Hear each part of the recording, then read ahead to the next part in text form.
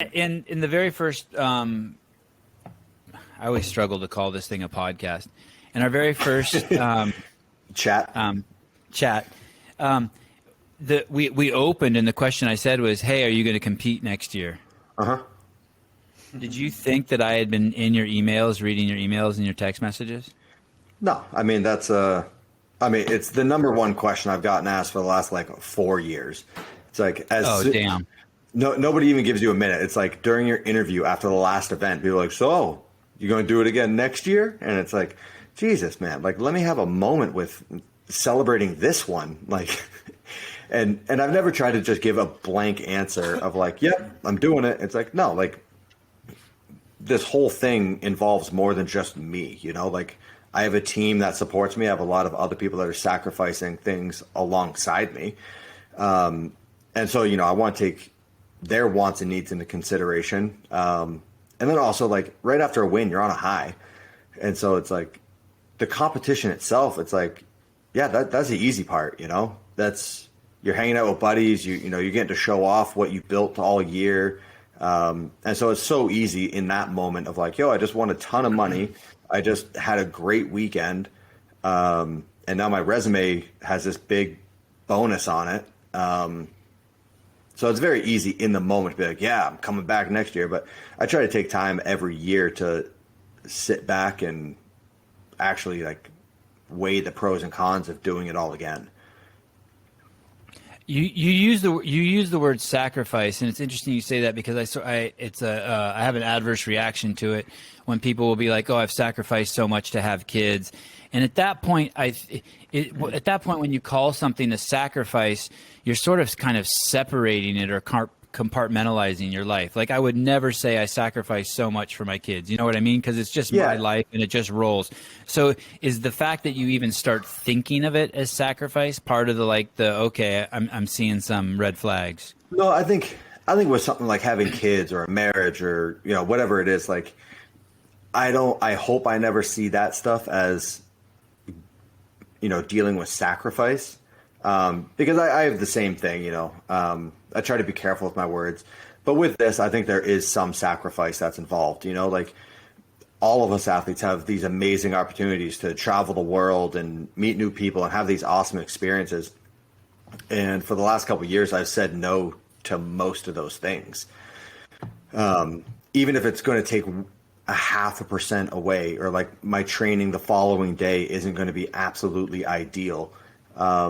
And there's so many of I probably could do that trip and be fine. I probably could go out to that party and be fine the next day, but I'm not willing to take that chance of what if I finish the games in 2nd place, 10th place, whatever it is, and look back at my season and think what if I never went on that vacation? What if I, cleaned up my diet a little bit more? All these what ifs. And after 15, I was no more what ifs. If I'm going to do it, I'm dedicating everything to it. But I think if it were a lifelong career, a 9-to-5 job, no, I wouldn't make those sacrifices because that's a lifetime. But I know the timestamp on what we're doing is, in the grand scheme of things, it's very short. So I was willing to make those sacrifices. We know the top 5 reasons why Josh isn't competing, but But we don't know why you're not competing. Yeah. What are these things that you're calling? What are these things that you're calling? What are these things that are on the other end of the scale? Sacrifices, Matt. That I'm going to unsacrifice. I'll thank flip you, it. Matt. What reasons are there for me to still compete? Six championships. Money, yeah, but then after 6, money, well, 7, then 8, exactly. then 9, then 8, then 9, then 10. Do I need to stick around until something breaks? I think what we need to figure out, Matt, is that you're not proven yet, and so yes, we need to see 6. No, I'm just kidding, dude. No, that's a good question, and so you're asking a question about my question. So then let me ask another question about your question. Ooh, Why did you originally get into it? What were the reasons that you got into it, and did you check those goals off, or or did you scratch that itch? I don't mean to make a presupposition that they were goals, but is there some itch that you scratched that's taken care of? I mean, like the original reason why I started competing was for pocket money. You know, it was an outlet for me because I like stopped Olympic weightlifting, and you know, I went from training 2-3 times a day to none, and so you know, I came into CrossFit and I had that instant gratification of like, oh, this is something I'm good at. And how often do you not enjoy something that you're good at?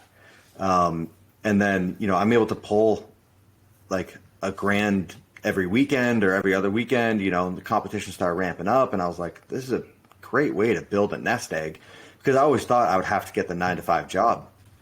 And so I figured, you know, if I can enter into that 9-to-5 world and say with $100,000 worth of prize money over a year or two, and I'm like, I can have a full down payment on a house, so I don't have to pay PMI. I can not have a car payment. You know, I could start one leg up.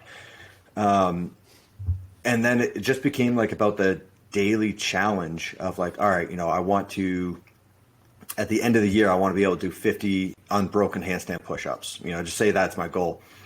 Well, what can I do today to get me to where I want to be in a year?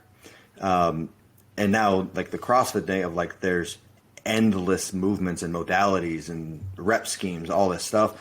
And so it was really fun, basically problem solving and then trying to push myself. You know, like when I first got in, you know, you have your benchmark number and you're like, that's the best I think is possible right now. And it's like, all right, well, what can I do? How do I break this down into absolute tiny daily baby steps so that in a year I can add 5 pounds to that lift? I can shave 10 seconds off, all this stuff. So I think it was just a daily gratification of like checking that box of trying to figure out how to do it and then taking the steps to, yeah.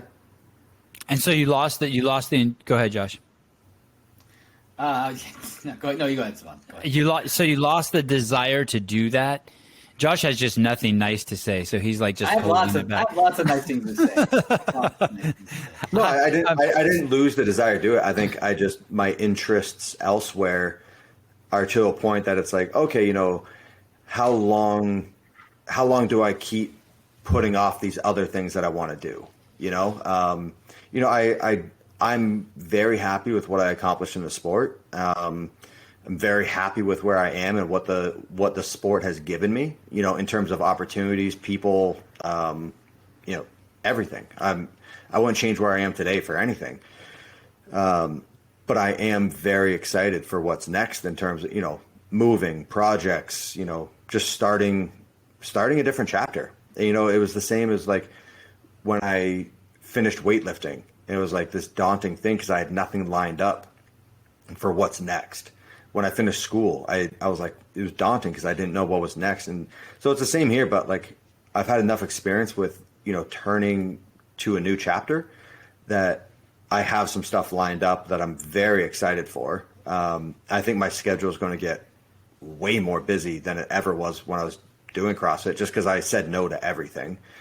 So yeah, I mean, I still love what I did. I'm going to keep doing it. Obviously not to the extent that I was of like training 6 hours a day, doing an hour of body work and bedtimes, wake up times. I'm not going to have that craziness, but I'm still going to keep training. What are these? Hold on. Yeah, hold on there, nose. Keep that mouth shut. Do you think that you'll get the itch and come back ever? Or is that right now it's 100%? I know this is so fresh that it's like, so this is it, but is this a Michael Jordan?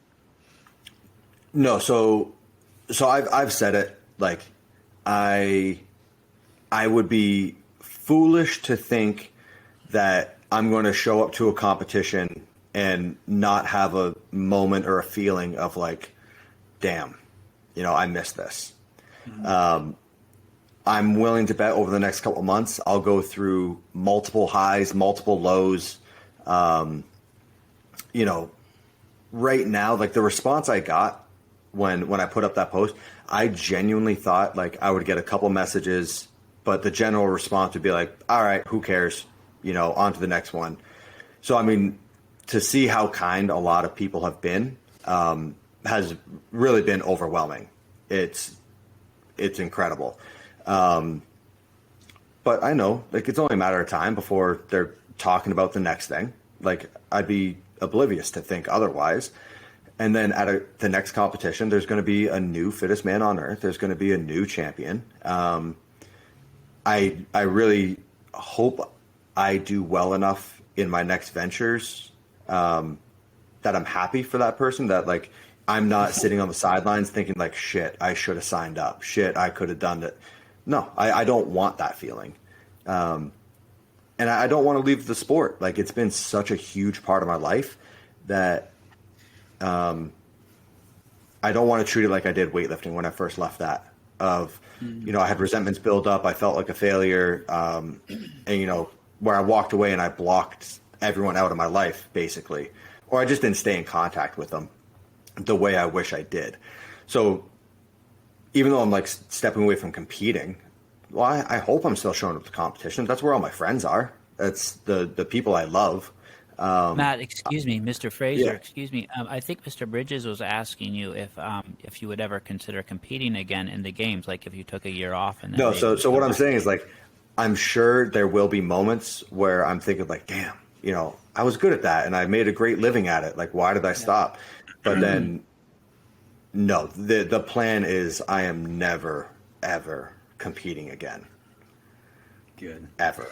I don't know if I believe you, but I will take it for what you say. Josh, as you say it right now.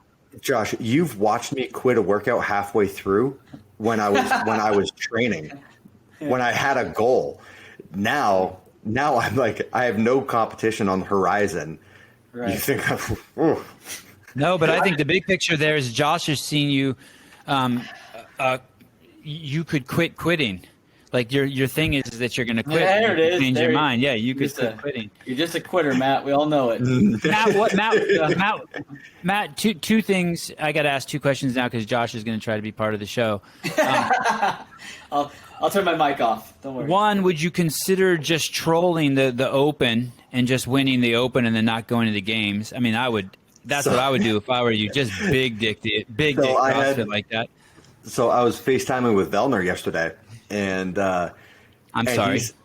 No, dude, Vellner's awesome. Vellner's one of my favorite people. And he was saying, he's like, are you doing the Open? I was like, no. Like, why would I do that to myself? Right. And then he said, he was like, dude, there's prize money. He's like, this is the first year that they're putting prize money for the Open. And I was like, oh, how much? And I was going through a bad area of service, and I thought he said 50,000, and I was like, oh, like 50 grand for 3 workouts? I might give this a whack. And then he was like, no, it's 15, like 1.5, and I was like, Hey, so 3 workouts, 15 grand, 5 grand a workout, ain't a bad day, ain't a bad pay day. It's not a bad day, but as you and I both know, it's not just those 3 workouts. It's the month. It's the month of preparation going into it. And it's the stress each week of if your videos are going to hold the standard or get kicked back or get told that they're good and then get kicked back. One of those. Yeah, it doesn't matter. It doesn't matter if you submit the video early, you get the approval, and then it still gets released, and they'll just change their mind. Yeah. Oh yeah. The Open is the most stressful. So I've done it before where I knew I thought very strongly.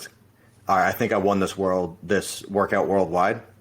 Yeah. And then I watched the video.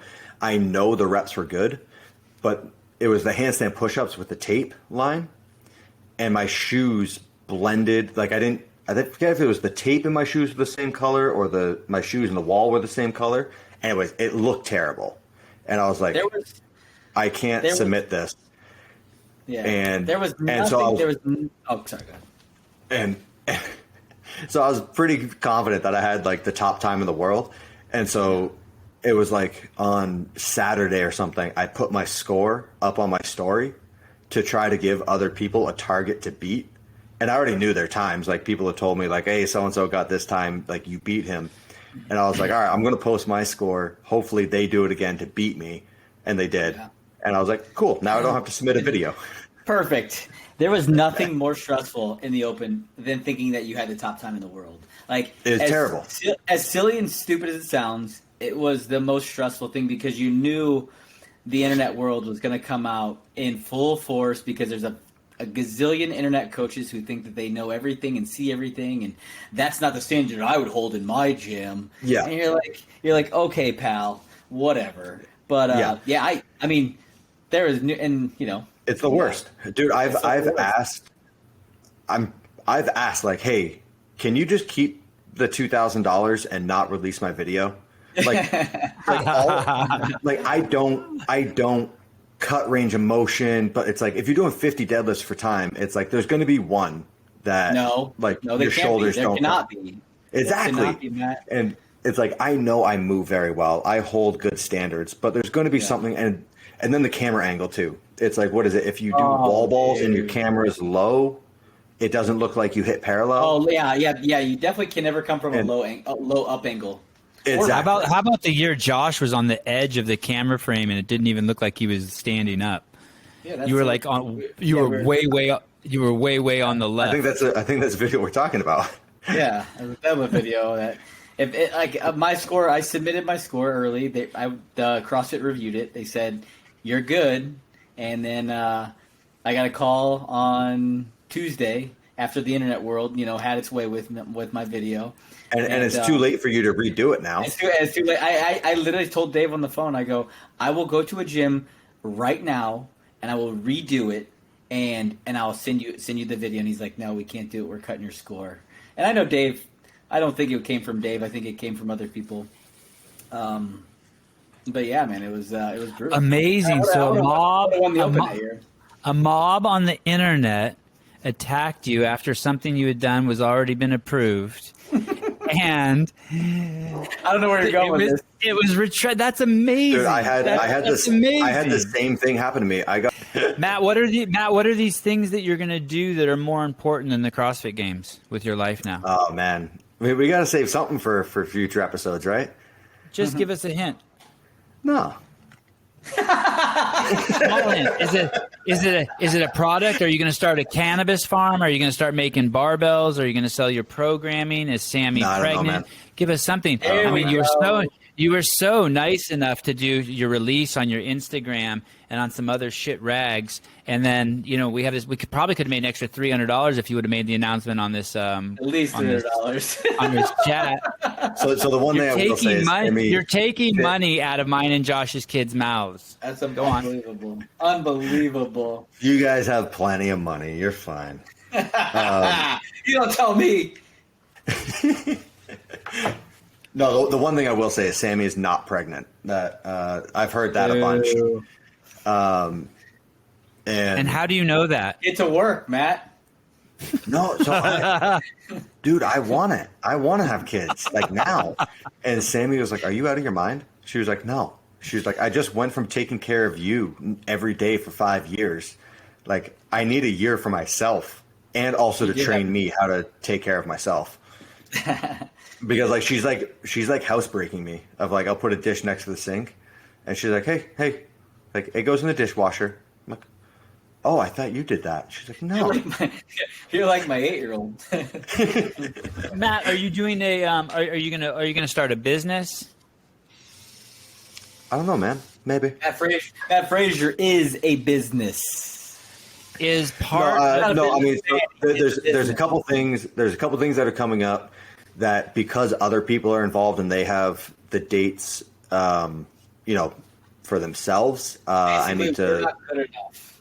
We're not good enough. Oh, I get it. I'm just taking other people into consideration, and then some of the other projects are just like so early on, they're just not even worth talking about yet. But right, so there's a launch date for it, and that's part of the game plan for the publicity. Yeah, so I'm literally just going to take all this like time and effort that I used to put to training to other things, and it's like, dude, working on regular things is so easy when you're not like heart rate at 200 and you're breathing hard and sweating your ass off, and it's like Excel spreadsheets. This is easy day, So, I mean, it's just fun. It's just something different. It's a new challenge that I'm walking into so many things. Like, I have no idea how to do this, but why would I? I've never done it before. So it's just a new challenge. A sunglass line? Are you going to release the sunglass line? You don't really wear sunglasses, do you? I wear sunglasses all the time.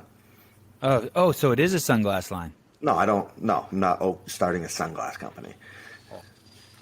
No, you'll find out very soon enough with some of it. But Well, we're friends, Matt. I know. I know. People will text us and DM us and tell us, you know this about Matt. No, we know. And you reply to every DM. I had no idea that you were, and I get a text message from like 5 people. I was like, what? Matt, when was there a moment when you decided you were in with both feet in CrossFit? And if there was a moment when you had to be like, okay, fuck it, this is going to be my only vocation, what was harder, making that transition or making the transition to get out? And was there a similarity in the feeling? And do you understand the question? Yeah, I get it. I don't. You just don't want me to go off on a tangent. Yeah. We don't know shit about your retirement, and we're 50 minutes into this podcast. I don't think either decision was difficult. Coming into CrossFit, when I finally decided like, okay, I'm going to stop fucking around and commit to this thing, it wasn't really difficult. I was still in school, so I made the decision like, all right, I'm going to finish this last semester of school, graduate, and then dedicate what I have to training. But it was something I wanted to do, so it was a very simple decision, And then with retirement, I mean, it's very heavy. I've talked about it with like friends and family of, whether I loved it, hated it, whatever it is. It's been my life for 8 years, so I'm sure there will be some big adjustments. Some of them amazing, some of them will be a little bit tougher. But I just knew, like, okay, it's time to move on. It's time for the next thing. And I've really put effort into not having my identity be just CrossFit. I've heard about other people that have played with the idea of retirement, but then like they really, really struggle with the identity side of it. Of like, I mean, all of us, most of us, the only reason someone knows my name is because of CrossFit. It's not because they are a huge fan of my engineering career, like there's nothing like that. That's what I was. I got your cards. Yeah. So no, it wasn't, it was a very easy decision. But I say that now we'll see. I hope it's still a very easy decision when the open starts going, when sanctionals start going. I hope to be at the games. Like I hope to get to cheer on my friends. I told Velner, I was like, bro, like you better bring it this year. But no, like I think my parents knew it was coming. Reason? Like who? Your financial advisor at Fidelity told you that, or who suggested? Oh no, my financial advisor told me I could retire years ago. No, I think it was O'Keefe, and he was like, "Yeah, I think you would kick yourself in the ass in 10 years, 20 years if you don't take another run at it." And so I just kind of took some more time and just kind of sat on it, thinking of like, all right, what do I want my story to be? And I decided like, yeah, okay, you were right. I want to go give it one more shot. It's fun when you're in control of your story. It's fun when you're in control of your story. I wouldn't know, but it's really cool when you're in control of your story. Savon, you're in control of your story right now. He's a victim.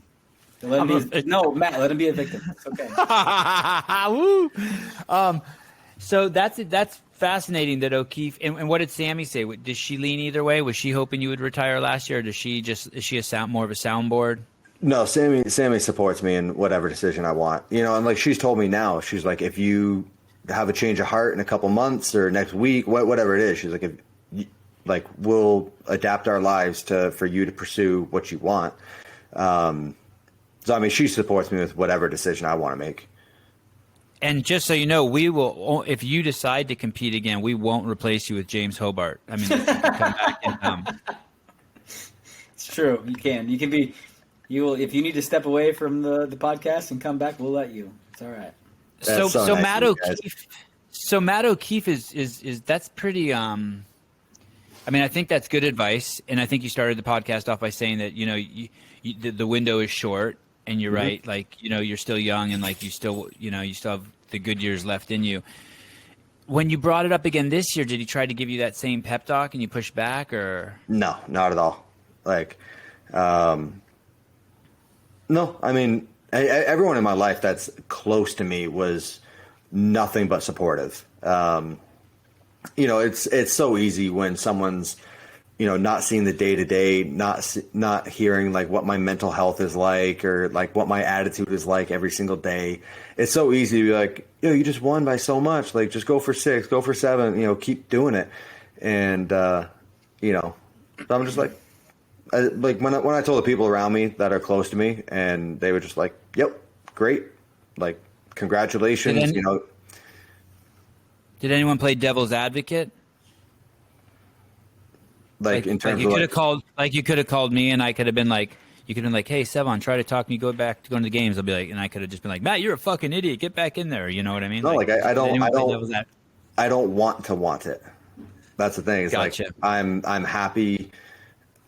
I'm doing backflips, dude. I walked into this CrossFit thing hoping to like stash, like save up like 10 grand, 20 grand, 7-8 years ago. And then it blossomed into this career. I've done so many cool things. I'm going to do so many more cool things, I'm not looking at it as like this sad moment of like my career is ending. It's like, no, it's just like all the other chapters of my life that I'm just going on to something new and hopefully cooler. Like when I finished weightlifting, it was the same thing of like, I'm never going to have that thrill again. I'm never going to get those opportunities again. When I finished school, it's like, I'm never going to get this again. When I finished CrossFit, I'm like, yeah, it's natural for those thoughts to creep in. But then at the same time, it's like, well, no, like I can do whatever I want, I love that line. I don't want to want it. I don't want to want it. That's a badass line. Sorry, Josh, go. And now that you have like 40, 50 grand saved up, you're good to go. You don't need to. Yeah, man. Need to do yeah. More. Dude, dividends off 50 grand, man. It's real. All day, baby. All day. And have you achieved that headspace, or is that kind of like what you've been saying this whole show, that the headspace of not wanting to want it, or is it like, okay, you're in that mindset now, and you know that the thought could come back and forth, like basically like, there is definitely a shift in your identity, right? Because in terms of like your daily practices and what you're used to. I think the biggest thing that I've pointed out that will be the toughest part for me was the last couple of years, life has been very simple. It's been hard, but it's been very simple because I had one defining thing that I got to base 100% of my decisions off of. It was anything that came up. Is this going to help my performance or hinder it? And so stuff that was even outside of the gym, my life was the most elementary version of itself of just like, get better, get better, get better. Nothing else mattered. Nothing else happened. That everything was pointing in that one direction. So now it's like, okay, well, if I'm not basing my life decisions on how it's going to affect my performance, what do I base it off of? So I think that's going to be the only thing that comes up that I've identified of like, all right, well, what do I base my decisions off of now? Because, is it like, do whatever venture is going to pay you the most money? Is it whatever venture is going to make me smile the most? Is it whatever venture, what is my compass now? Well, how hard will you keep working out? What will your training look like? Do you have any idea, or are you just going to just wing it at first and just see what feels good? I'm going to train. Hi, Sammy. Yeah. I'm going to train, like to stay fit, to have fun. And I'm going to put a little more emphasis on trying to look fit now instead of just trying to be fit. I got a great program. Check it out. But yeah, I don't know. I've been working out for a little bit now, and it's just way different. Like one of the first workouts I did back, it was like assault bike and sandbag stuff. And it's like, as soon as you get off the assault bike, I just have the mentality of like, no, pain doesn't matter. Grab the sandbag and go. Like, start hammering reps, worry about how your lungs feel when you're done. And then I was like, wait, no, I don't have to do that. You know, I can enjoy my time in the gym now. It's not all just like grinding and until like you're at a pain level that you just can't handle anymore, you know? Pain don't hurt, man. Pain don't hurt. Yeah, I know, dude. Oh, what my hero. Are you healthy, Matt? Like, do you have anal polyps, or like, is your knee bothering you, or how's your back? Like, are you healthy? Right? I'm so offended right now. No, I'm good. I'm good, dude. Like I think the great thing about this is like I got to choose my retirement. Like, how lucky is that? Like, how many athletes that this was their life don't get to choose that moment? You know, they're forced into retirement. You know, I've talked to so many people in the NFL, and they're like, no, you don't get to pick your retirement date. You're told your retirement date. And so I'm very lucky that I got out when I did, because like, no, I didn't break something. I didn't twist something the wrong way. I always figured that's how my career would end, of like just my knee bending the wrong way doing something. But yeah, I mean, I'm good. I'm healthy as I've ever been. My body's better than it was back in like 15. So yeah, I mean, I'll keep training, having fun with it. But, you've been doing CrossFit for 8 years? Yeah, I first went into a gym in 2012. Yeah, so a little over 8 years. It's interesting there too. For I heard Dana White say this in a press conference that fighting in the UFC is not a career; it's an opportunity. And you can kind of almost say that about every single professional sport, just in relativity. Meaning, if the average NFL player only lasts 3.5 years, like the odds of lasting in that arena are very, very, very slim, right? And yeah, so it's an interesting message that the most successful CrossFitter in the history of the CrossFit Games, in the history of the sport, his career was 8 years, and it was basically 5 glory years, and it's kind of a miracle. I mean, that you have. Go ahead. You look at some of these other athletes. You know, like how many years has LeBron James been playing? How many years has Tom Brady been playing? And it's like, you know, they're in a sport where, like for me, comparing myself to any NFL player, it's like, dude, the bar doesn't hit back. Like, it's all controlled. You know, there's nothing coming on your blind side and twisting your knee the wrong way, anything like that. And it's like, man, they're in the sport for like 20 years. You know, like, why am I calling it quits now? And I've had some of those moments. But then the big part of it too is like, well, I'm also not getting paid $25 million a season, and my season isn't, 16 weeks. You know, it's not like a small portion of the year. If someone wants to plop 20 million in front of me, yeah, I'll go another 10 years. Like, my body's good, but it's just, there's not that level of incentive. So it's like, okay, at a certain point you need to take money out of it. And because it's real, money does not buy happiness. So, it was a very conscience. But if you're happy and then you have money, ooh. Yeah, it's sick. Well, Matt, I'll be, the 1 millionth person to congratulate you on your retirement, buddy. And it was very fun to watch, and it was a privilege to get to compete against you. I wish I would have beaten you in 2014 and every other year I competed against you. Thanks, man. But I didn't, and I'm not lying. I'm not trying to, tell you how great you are, because you already know. But what you did last year was awesome, and it was really cool to watch. And I'm glad you came back for that year. We'll see. I don't know if I believe you if you're 100% out. I think there is a small possibility that after this year, you feel the burn again, right? You feel that itch, and maybe the retirement life just isn't all what it cracked up to be. But I don't know. I could be wrong. You could be done. You could be retired. Maybe front porch sitting just isn't for me, Yeah, exactly, right? I don't know. When you say that itch, Josh, do you mean that chip? That chip on his shoulder? Could be. The chip could come back. The chip could come back. You never know. An itch is different than a chip on the shoulder. Yeah, Matt had a lot of fire. I still do. I'm just going to apply it to something else. I'm not saying you're not. I'm sure whatever you do from here on out is going to be fun and cool, and I'll try to keep tabs on it.